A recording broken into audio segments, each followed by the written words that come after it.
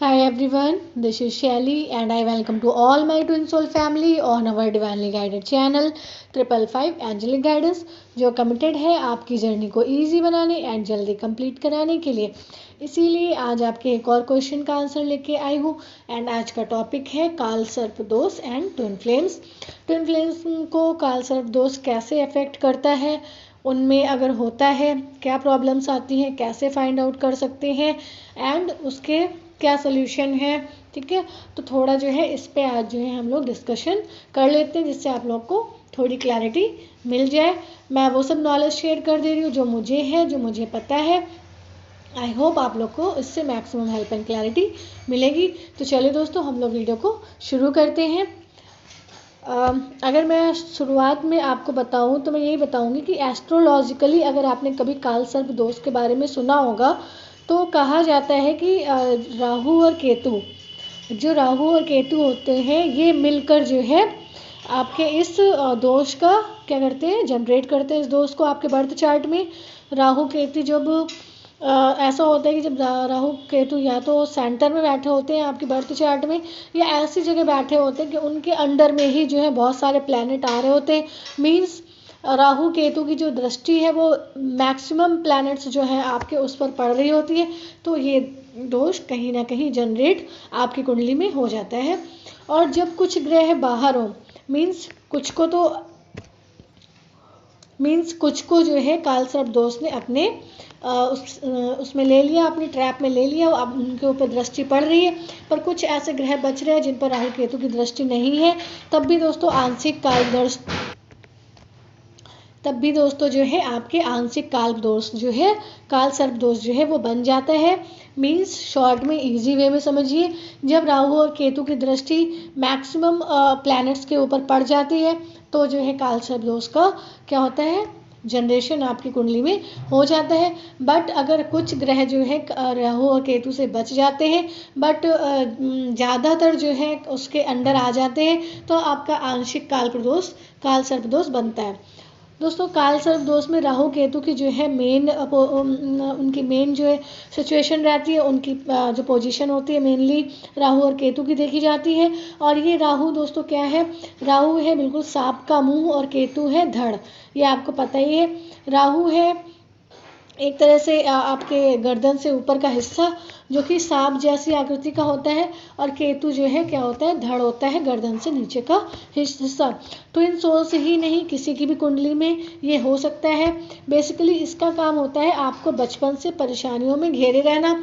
ये जिसकी कुंडली में बनता है एक भी दिन बंदा सुकून से नहीं जी पाता है, रोज़ कई सारी परेशानियां उसकी लाइफ में आती है। जिसकी कुंडली में ये दोष होता है वो अपने हर काम में दोस्तों इनिशियल में फेल होता है, चाहे बिजनेस हो या रिलेशनशिप हो या स्टडी हो, इनके हर फील्ड में जो है प्रॉब्लम आती है। जिनके कुंडली में काल सर्प दोष होता है, ये प्रॉब्लम्स इनकी कुंडली में इसलिए काल सर्प दोष बनकर आती है ताकि इनके जो है सारे कार्मिक अकाउंट जो है क्लियर हो।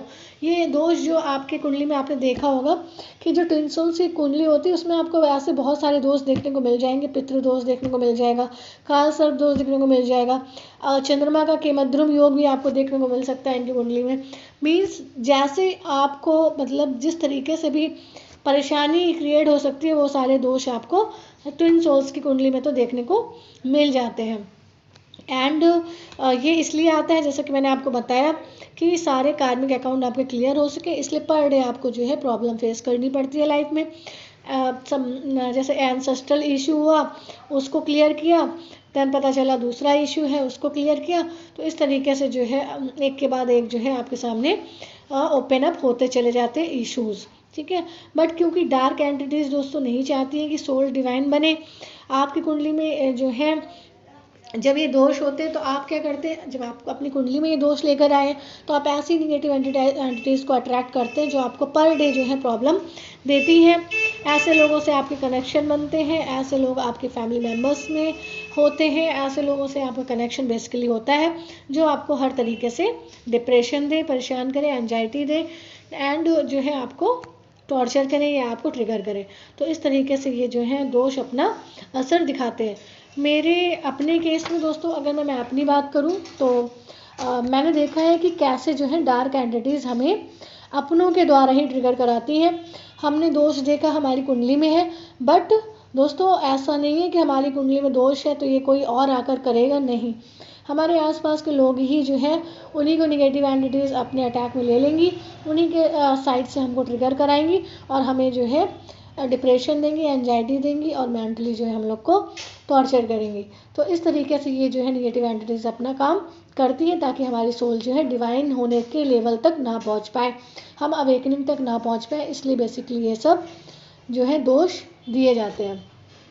तो जैसा कि मैंने आपको बताया कि हमें जो है प्रयास करना चाहिए कि जो है इन इश्यूज़ को हम लोग हील कर लें। और जब ऐसी सिचुएशन कुंडली में बन जाती है तो क्या होता है, बंदा जो है पूरा होपलेस हो जाता है, किसी भी काम में करने में उसको मन नहीं लगता, क्योंकि एक बार ट्राई करता है फेल होता है, दूसरी बार ट्राई करता है फेल होता है, इस तरीके से वो होपलेस होता है। बट जो इस प्रॉब्लम से मतलब निकल आते हैं बाहर, अपने आप को सेव करके रख पाते हैं, उनकी अवेकनिंग आती है और वो डिवाइन होने के प्रोसेस में आगे बढ़ते हैं। इस तरीके से उनकी लाइफ में चैलेंजेस दिए जाते हैं। एंड काल सर्प दोस्तों कभी कभी ऐसा भी होता है कि राहु केतु केंद्र में तो नहीं होते, जैसा कि मैंने आपको स्टार्टिंग में बताया कि राहु केतु अगर केंद्र में बैठ जाते हैं तो ये दोष जो है ज़्यादा इफेक्टिव हो जाता है, क्योंकि दोनों की 3-3 दृष्टियाँ होती हैं, तो इस तरीके से मैक्सिमम प्लैनेट्स को ये जो है अपने अंडर ले लेते हैं। बट अगर केंद्र में राहु केतु नहीं बैठे तो कुंडली में ज़रूरी नहीं है दोस्तों, अगर जो है केंद्र में बैठे हों तभी ये दोष जो बने, जरूरी नहीं होता। अगर नहीं भी बैठे हैं तब भी ये दोष बन सकता है। कहीं भी राहु केतु की प्लेसमेंट है और मैक्सिमम प्लैनेट्स को अपने अंडर ले रहा है तो ये दोष का निवारण कर देता है, ठीक है। एंड ज़्यादातर जो है ये ज़्यादातर हाउसेस को, ज़्यादातर प्लैनेट्स के हाउसेस को ये अपने कंट्रोल में ले लेता है। तब भी आप दोस्तों सेम ही प्रॉब्लम्स को सेम फील करते हैं, भले राहु केतु केंद्र में हो या बाहर हो। अगर वो मैक्सिमम प्लैनेट्स पे दृष्टि डाल रहे हैं तो आपको सेम ही एक्सपीरियंस होंगे, ठीक है। मैं खुद अपनी लाइफ के आधे साल जो है इन सबसे जूझती रही हूँ, परेशान रही हूँ, क्योंकि मेरी लाइफ में भी राहु केतु जो है मेरे बर्थ चार्ट में सेंटर में है, इसलिए जो है उन्होंने मैक्सिमम प्लैनेट्स को अंडर ले रखा था। बट बहुत सारे बच्चे भी हुए, तो ये तो नहीं कहूँगी कि मेरी कुंडली में पूरी ही तरीके से काल सर्प दोष नहीं, बट राहु केतु का इफेक्ट मेरी कुंडली में है। पर्सनली आपको अपने एक्सपीरियंस फिर कभी बताऊंगी दोस्तों। एंड आधी लाइफ तो ऐसे ही गुजरने के बाद जब हार नहीं मानी है तब जो है स्पिरिचुअल अवेकनिंग आई है। सो दोस्तों जो है बेसिकली अगर आपको बताऊं तो बेसिकली ये काल सर्प दोष एक टॉर्चर है, एक ब्लॉकेज है जिसको आपके एंसेस्टर ने बनाया है, क्योंकि वो लोअर रियलम में फंसे होते हैं, क्योंकि वो डार्क रियलम में है फंसे होते हैं और डार्क एंटिटीज़ के सताए होते हैं, गिव अप करके लोअर रियलम में चले जाते हैं, ठीक है। जब वो उनकी डेथ होती है और जब वो अपने जो उन्होंने 3D में काम करके रखे हैं 3D मेंटलिटी वाले, वो सब जब उनको लोअर रियलम में लेकर जाते हैं तो निगेटिव जो डार्क एनर्जीज है उनको अपने उसमें ले लेती हैं और फिर उनको जो है क्या करती है, प्रेत योनि में, ऐसी योनि में जाना पड़ता है।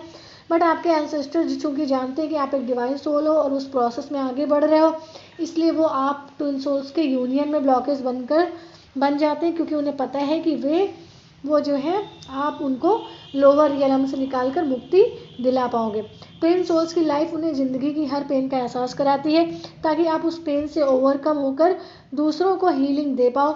जब आप डार्क एंटिटीज़ को हरा देते हो, गिव अप नहीं करते हो, तब आप डिवाइन के भी सारे टेस्ट को क्लियर कर लेते हो और तब आपकी जो है आप अपनी जो है असेंशन में आगे बढ़ते जाते हो। एंड ये सब प्रोसेस होता है स्पिरिचुअल अवेकनिंग के बाद, और डिवाइन आपको जो है प्रोटेक्ट करती रहती है पूरे प्रोसेस में। और आपको ऐसा नहीं है कि अवेकनिंग से पहले डिवाइन आपको प्रोटेक्ट नहीं करती, डिवाइन आपको उससे पहले भी प्रोटेक्ट करती है, लेकिन आपको उससे पहले आपकी लाइफ में चैलेंजेस बहुत रहते हैं। बट अवेकनिंग के बाद जब आप इनर वर्क करते हैं तो उतनी लाइफ में चैलेंजेस नहीं आते एंड कर्मा बैगेज भी धीरे धीरे आपका क्लियर होता रहता है। तो ये हो गया मैंने आपको बताया, और आपको जो है अपने सोल पर्पस के बारे में पता चलता है, डिवाइन पर्पस पर पता चलता है, फिर डिवाइन आपको उसमें इंगेज करते हैं। एंड जब आप बैलेंस हो जाते हो तो आप अनस्टॉपेबल हो जाते हो, फिर आपको कोई रोक नहीं सकता। एक बार आप बैलेंस हो गए, एक बार आप जो है समझ गए, आपने अपने इश्यूज़ को हील कर लिया, फिर तो आपको कोई रोक सकता है नहीं, अनस्टॉपेबल हो जाते हो। आप जो काम करते हो उसमें आपको सक्सेस मिलती ही मिलती है। सो दोस्तों ये दोस्त भी एक ब्लॉकेज है जो आपको लर्निंग लेसन दे के अपने रास्ते खुद ही ढूंढ लेता है और इसके निकलने का जो है रास्ता है इसकी जो है काल सर्प दोष का दोस्तों पूजा होती है, निवारण होता है, वो आपको किसी जानकार से कराने की नीड होती है, क्योंकि इसके कोई ऐसे सोल्यूशन नहीं है जिसको मैंने आपको बता दिया और आपने घर में कर दिया तो हो गया। अगर आपकी कुंडली में ये दोष फाइंड आउट होता है तो आपको इसको रिमूव कराना पड़ेगा by any specialist of astrology, ठीक है, जिसको इन सबका ज्ञान हो। तो जब आपकी कुंडली राइज होती है तब भी आपको ड्रीम में सांप आते हैं दोस्तों। ये बेसिकली इसीलिए आते हैं क्योंकि राहु जो है का आकृति जो है सांप के मुंह जैसी होती है, एंड वो आपको बताती है कि काल सर्प दोष आपकी कुंडली में बना हुआ है, और मैंने ये बात आपको जो है अपने पुराने वीडियोस में बता रखी है। तो ये आज था आपको काल सर्प दोष के बारे में बताने के लिए। आप अपनी कुंडली में देखिए, बर्थ चार्ट में देखिए, अगर ऐसी आपको इश्यू है तो प्लीज़ इसको हील करिए। ये भी एक ब्लॉकेज आपके रियूनियन में हो सकता है, ठीक है। एंड अगर नहीं है तो वेल एंड गुड, कोई घबराने की बात नहीं है, सिर्फ जो है राहु केतु के उपाय भी आप कर सकते हैं। चलिए वीडियो को एंड करते हैं। वीडियो पसंद आए हो, हेल्प पसंद आई हो तो वीडियो को लाइक करें, हमारी सोल फैमिली 555 एंजली गाइडेंस को ज्वाइन करके नोटिफिकेशन बेल पर क्लिक करें, जिससे आपको ऐसी हेल्पफुल वीडियोस के लिंक और अपडेट टाइम टू टाइम मिलते रहे। मिलते हैं अपने नेक्स्ट वीडियो में कुछ ऐसी tips tricks help and guidance के साथ जो आपकी जर्नी को ईजी बनाए एंड जल्दी कंप्लीट कराए। Till then take very very good care of yourself दोस्तों। Love yourself, love your divine and do your journey honestly. काल सर्प दोष से रिलेटेड कोई आपको कोई कन्फ्यूजन हो, कोई डाउट हो, आप कमेंट सेक्शन में बताइएगा दोस्तों, मैं आंसर करूँगी। बट मैं इस वीडियो में आपसे ये भी कहना चाहती हूँ दोस्तों कि जो है आप के सारे ही कमेंट का मैं आंसर करने की पूरी कोशिश करती हूँ। प्लीज़ थोड़ा मेरे बारे में भी सोचिए दोस्तों। मैं कमिटेड हूँ अनकंडीशनल हेल्प करने के लिए, मैं करती हूँ, मुझे अच्छा लगता है। बट अगर आप दोस्तों एक मतलब छोटी छोटी बातों को अगर पूछेंगे, मैं कहाँ तक आंसर दूँगी। और मुझे ऐसी डिवाइन गाइडेंस मिल रही है दोस्तों कि मैं जो हूँ अपने सेल्फ लव में टाइम नहीं दे पा रही हूँ, अपने लिए टाइम नहीं निकाल पा रही हूँ। तो थोड़ा मैं अपनी सोल फैमिली से थोड़ा रिक्वेस्ट करती हूँ और हेल्प चाहती हूँ कि वो मुझे सपोर्ट करे, और वो जो है जो बहुत ही ज़रूरी हो उसी को पूछे, मैं उसका आंसर दूंगी। चलिए दोस्तों, bye bye, take care, love you all, God bless you all.